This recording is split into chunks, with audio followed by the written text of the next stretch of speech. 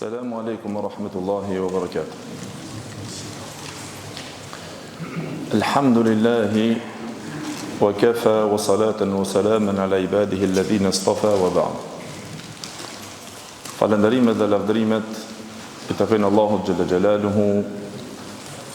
Salavatet dhe selamet i përcjellim të dashmurit ton Muhammedit sallallahu alaihi wasallam, familjes së tij, shokëve të tij dhe gjithë ata të cilët pasojnë rrugën e tyre me të mirë deri në ditën e gjykimit. Të nderuar vëllezër dhe motra të gjithë, falenderojmë Allahun xhalla xjalaluhu, i cili na ka zgjedhur dhe na ka dhënë mundësinë që na të prezantojmë në namaz të natës, në këtë hise në të cilën është shumë më shpresuese që të arrihet nata e Kadrit, ku shpresojmë që Allahu xhalla xjalaluhu të na bën nga pjesëtarët e natës së Kadrit, dhe kjo përpjekje, ky mund ku secili keni nda nga koha juaj, e keni prish gjumin e juaj për të prezantuar në xhami, në shtëpitë e Allahu xhalla xjalaluhu, e duke bërë ibadet e adhurim, që inshallah me shpresë që ta arrijm natën e Kadrit, e kulmi i saj, inshallah shpresa është që na të arrijm e të na falen mëkatet tona.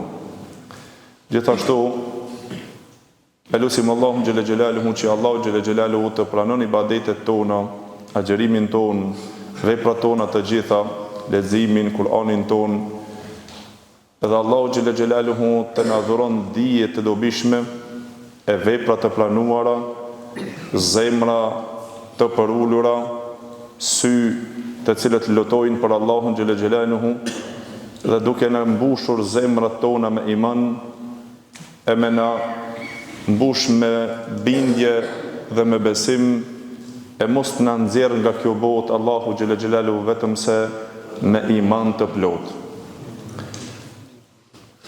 Padyshim se vëllezër, pyetja që ka të bëje pra është një pyetje në surën të cilën recituam dhe do të recitojmë edhe pak nga ajo. Është surja, kush e di emrin e surës? El-Anbiya. Tamam. Atëherë pra, surja El-Anbiya do të thotë surja e pejgamberëve, profetëve të Allahut.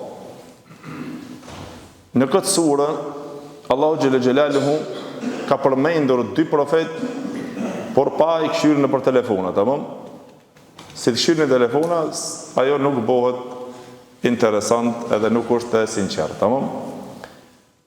Pra, pyetja është kështu: cilët janë dy profet të cilët ato patën ra në një gjykim, por të dy në gjykimin të cilën e gjykonin për një tokë, në një pjesë të një tokës, për shkak një tokës, të cilët ju kishin futur disa dhenë dhe e kishin prishur me thonat bafshën apo ato mbjelljen e asaj tokës, sikur që cek Ibn Jarir at-Tabari e shumë mufesir tjerë tregojnë se ajo bafshë apo i kopshti, ajo toka që Allahu xhalla xjalaluhu tha idh yahkumani fil harthi idh nafashat fihi ghanamul qawm.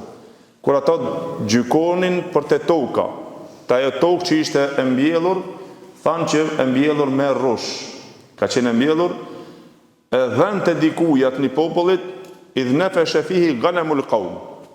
Futen dhënë e një popullit dhe ja hajnë atë kopshtin dhe ja prishin komplet, atë rrushin krejt e prishin. E pastaj kur vinë të gjykohen ato, e në këtë gjykim marrin pjesë dy pejgamber të Allahut. Njëri gjykon edhe më rrept, e tjetri gjykon më ndryshe. Gjykon pak më lehtë për të dy palët. E është interesant se ky lloj gjykimi në këtë pikë që Allahu xhalla xjalaluhu tha të dyre këtyre pejgamberëve ju kemi dhënë urtësi edhe dituri. Por kush janë këto dy pejgamberë? E merr librën Këto po që është normal. Kush është ajetja? Sunaj. Ha? Musa dhe Haruni? Jo.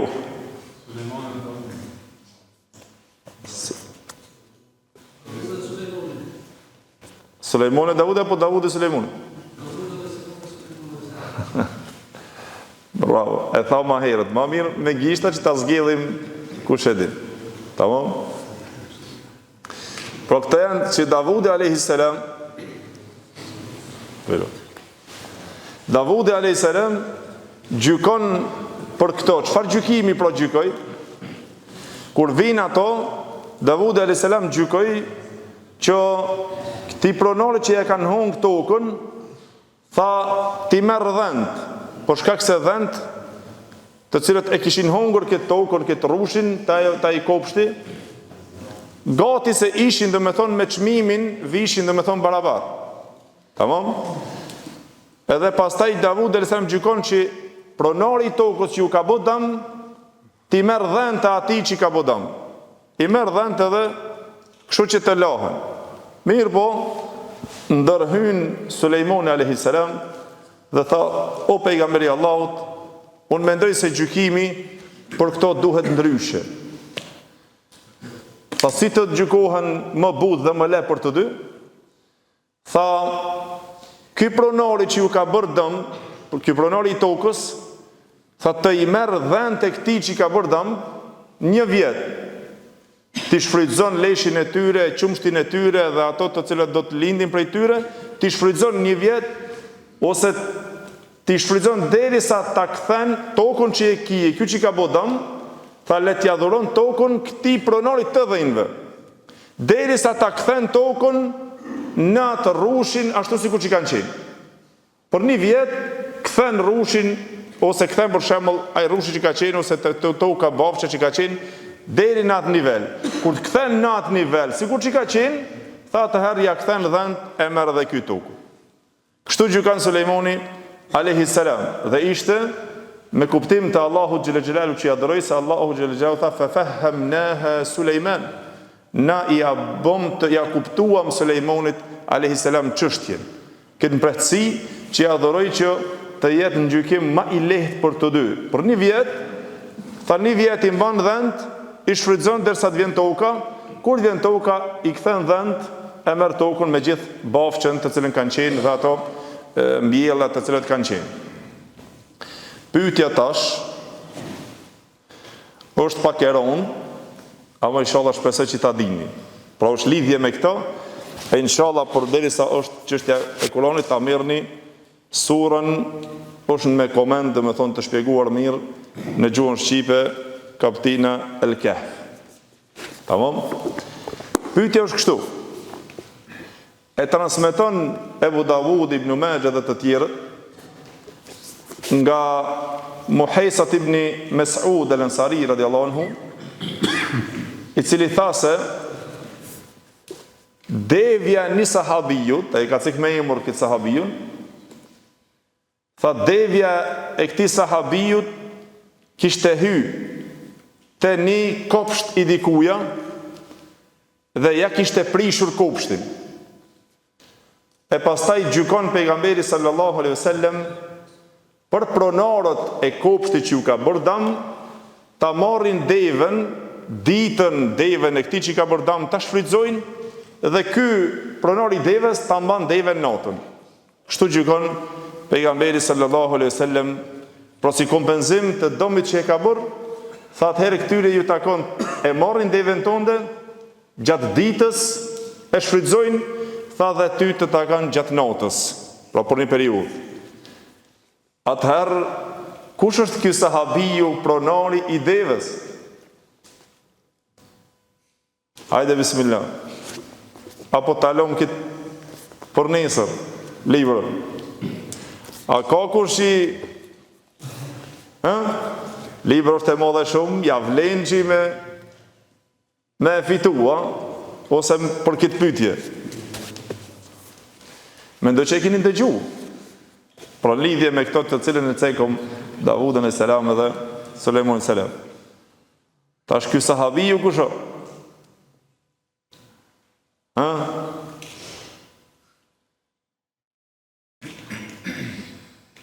Hajde burra. Atër libra për nesër. Jo. Jo, nuk është e budherë. Atër nge libra këto, inshallah. Tash nesër nuk e di si të në të arët nëse nesër apo mos nesër. Nesër, inshallah, kush e fiton, kush e din, ama ta din edhe ta marrë men transmetimin. Se vetëm e imni mund të gjini, jo? Atër pyetja kështu.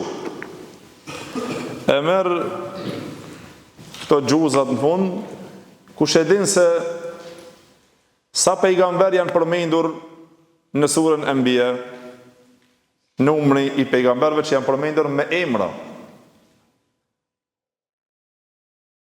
Edhe kjo e ronda? Hajde Molla Adnan. Që i lexon shumë.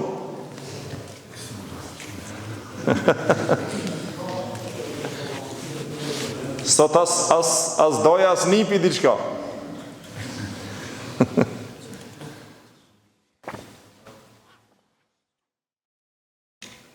Tjetër që kam e pyet. Atëherë kështu bro. Cili pejgamber i pari përmendet në këtë sure? I pari pejgamber? Jo. Edhe? Musa dhe Harun. Shpëtove dhe dojën.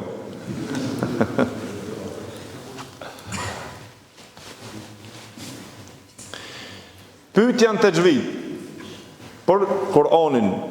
E merr Kur'anin, tamam? Komplet. Në tajvid talebet heshtin derisa unë t'ju tham, tamam? E ngrej vetëm dorën.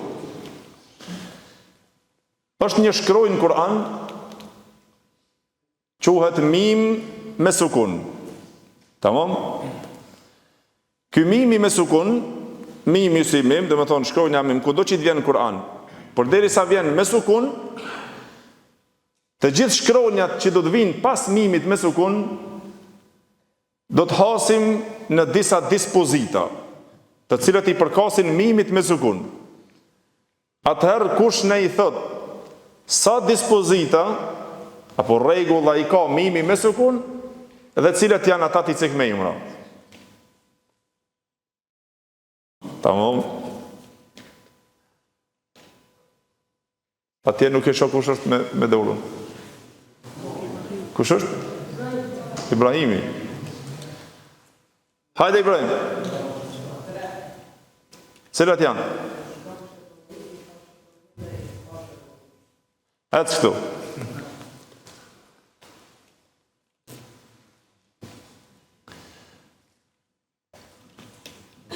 Se nuk o të nditëm mirë. Thuje me zo. I tha Shefawi, i t'kam Shefawi edhe i këfa Shefawi. Kur bëhet i t'kam Shefawi? Kur pas mimit me sukun vjen mimit. E kur bëhet i këfa Shefawi? Kur pas mimit me sukun vjen doja. Vjen boja. I dhar Shefawi? Kur pas mimit me sukun vjen të gjitha shkronjat përveç mimit dhe bëjës. Bravo. A e meriton Kur'anin edhe një libër kështu, a? Bravo. Normal që talebet e din, po se pas mi atë mirajin nuk e shok këto atë voglim. A është këto? Pse s'fol? A se po, e ngritë të kishti, no? Hajri, sholla atër tjerat, pra jesin për nesër, bonja me në pyte, no? Allahu ju shpërbleft, Allahu ju nderoft, e Allahu në dhuroft dhije të dobishme. Pra kjo është feja e gjonë, që me të vërtetë, dhe me thonë, kërkohet përpjekje dhe dituri e mësim. Mos e harroni edhe pyetjen të cilën e pyetëm, dhe me thonë natë edhe tjetër. Allahu ju shpërbleft.